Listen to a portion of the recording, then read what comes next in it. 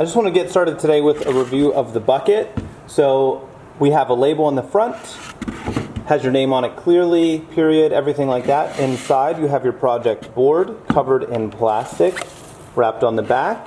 This is to keep the wood from absorbing the moisture out of your clay, and also to keep your clay project from drying out too much. If this ever rips or tears, you can just get more plastic and cover it again. I've also given you extra plastic like this to wrap and cover your projects. I'll show you how to wrap that later, but basically, you don't put this in the bag. You use the bag like a blanket and wrap it around this and cover it up. Okay, so this is like our working area. This will help keep tables cleaner. So the other thing is you have all of your tools, which for pinch pots, you don't need any of them. We're starting with pinch pots because it develops your feel for the clay. Okay, so these can just go out of the way because I used the tool container as a water cup. For later, we have a slip container, but we don't need that today either. Okay? You just received the Ziploc bag for scraps and the extra large Ziploc bag for the clay that I'm giving you. So you want to keep this shut at all times for storage, and I like to roll it up so there's no air trapped inside. So basically what you do is you put that log in the bottom, and then you roll it up in there, then zip it. Without air trapped, it keeps your clay exactly the way you want it. Okay, so I want to start with a little chunk of clay, and you guys in here are not going to try to do this at the same time. Okay, I just want you to watch the process first, and then we'll do it together outside. You want to check in Schoology under today's page the pinch pot basics diagram. Okay, so here's our log of clay. I want to pinch off a green walnut amount, or a racquetball. I'm not very good at sports, so sports analogies aren't my strong suit. But bigger than a golf ball, smaller than a tennis ball, somewhere in there. Like think a green walnut from one of those trees. It's a comfortable amount to squeeze in one hand, but it's not too small. Okay? So what I'm going to do here is first just squeeze and shape this into a ball, then roll it in my hands to make as perfect of a ball as I can. After this, I'll show you what to do if your clay is too dry. Okay? But for now, we don't want to overwork it, because as you work, your hands are going to dry out the clay and the air is going to dry out the clay. You're going to see little cracks and stuff on there, so use your fingers and you smooth it out.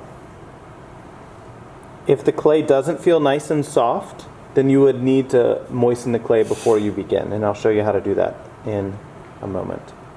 Okay, so I have a ball. Now the next thing is, don't put this down until you're almost done, because the work surface is flat. Okay, and that is going to flatten the pot, and we don't want that. We want a nice curved pot. We're going for kind of a bowl-ish shape. So what I'm going to do is put this right in my palm of my non-dominant hand. I'm going to take my thumb. Now my thumb is not symmetrical. It's more curved on one side, fingernails on the other side, right? So if I just poke it straight down, I will get a hole that is not centered. So what you're going to do is push and turn. So it looks kind of like this. Am I on the screen up there? There we go. All right, push and turn, like this. Okay. The idea here is by turning as I press, a couple things are happening. My palm is very sensitive, and I can notice the amount of pressure that I'm using. Also, your palm is curved, so it's keeping the bottom of this curved. You want to go until you think you're about 1/4 of an inch from the bottom. If you poke through, well, that's why we're practicing. No big deal. Okay? So what you end up with is a hole that's very, very round, because I turned it while I pressed. If you start with an uneven hole, well, the pot will become uneven, right? Because then you have an uneven amount of clay around it. Now here's the thing with pinch pots. You're not actually pinching most of the time. You're throwing. Now throwing, when we're talking about clay, you've heard of a potter throwing a pot on the potter's wheel. What throwing means when we're talking clay is basically moving the clay up. So I want to take the clay from this and move it up and make the walls grow. As the walls grow, the clay is displaced and it gets thinner. So here's basically the idea. If I pinch, let's take a look at what happens with that. Where's the opening? There it is. Okay, ball of clay. If I pinch, that clay goes out in all directions, doesn't it? I don't have control over where the clay goes.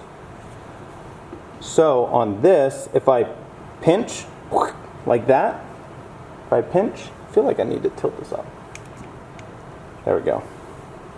If I pinch, some clay goes down the pot, some clay goes sideways, some clay goes up.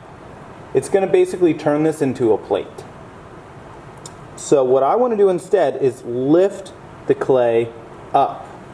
Okay, I want to lift it up. My thumb is inside, my fingers are outside.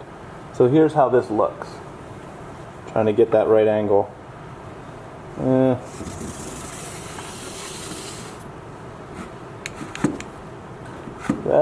Dizzy.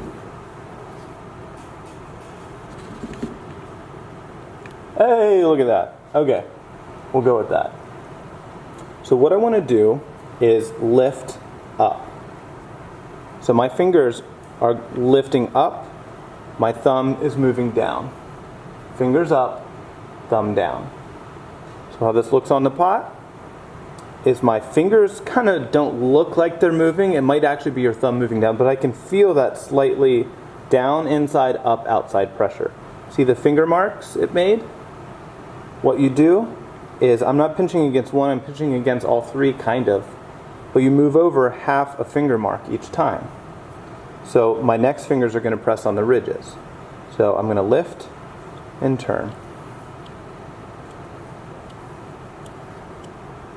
Now this will make sense again when we look at that diagram that I put in Schoology.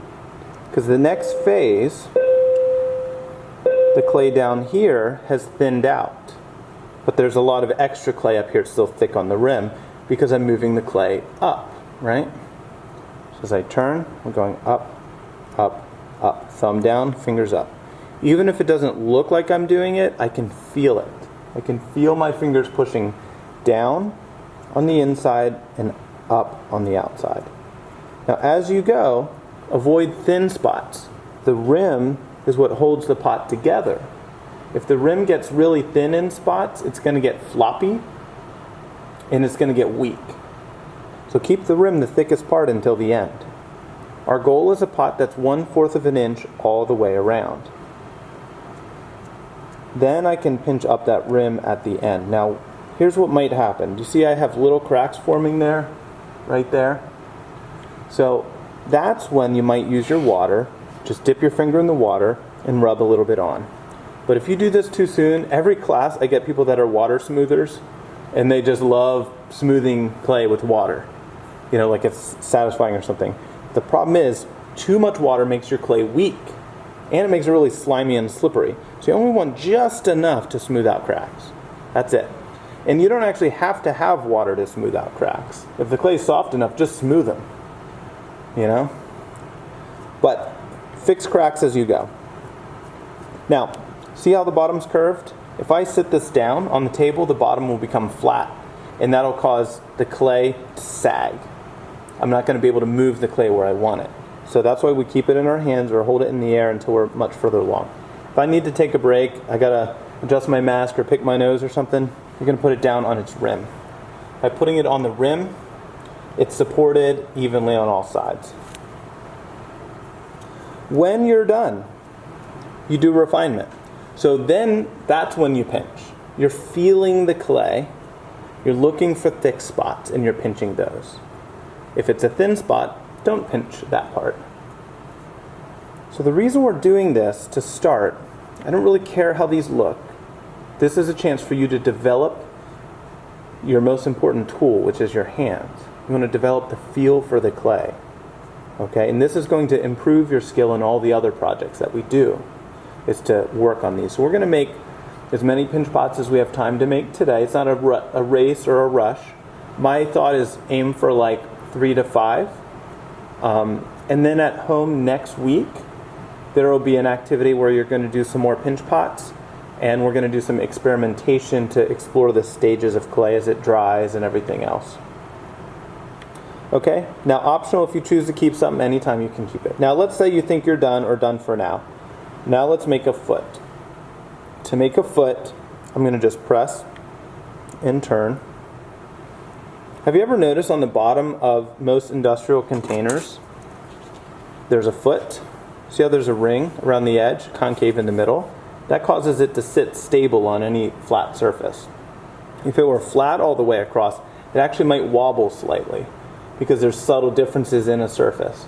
And clay could actually crack if it's perfectly flat in the kiln. So we always want the bottom to be slightly concave. We want a foot ring, even if it's really small. So just doing that enough to define kind of an edge.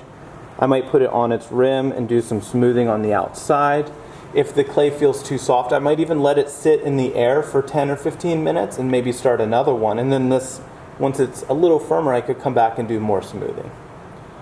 Okay? So the goal right now is to make as even of a shape as possible and make it a bowl that's not too wide. I don't want it to turn into a plate. That may happen at first, that's okay. Our goal is to move towards a steeper shape, because a steeper shape shows that you're controlling the clay more. And then get it to stand upright. Okay? You don't have to keep any of these, but if you want to, you can. Eventually what you would do is use the sharpened stick and put your name on the bottom. And you would also put 5, 6 for the block. That's really important because when I fire the kiln, that's how I know what class it belongs to. So your name might not fit very well on here, right? Maybe just a short version of your first name if you have that.